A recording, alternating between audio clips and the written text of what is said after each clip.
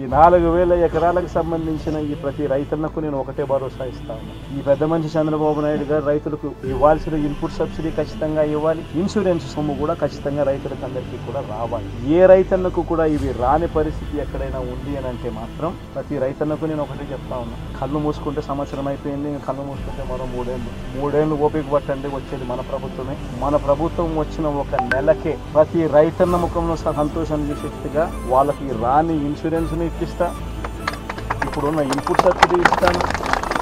ఇవ్వడమే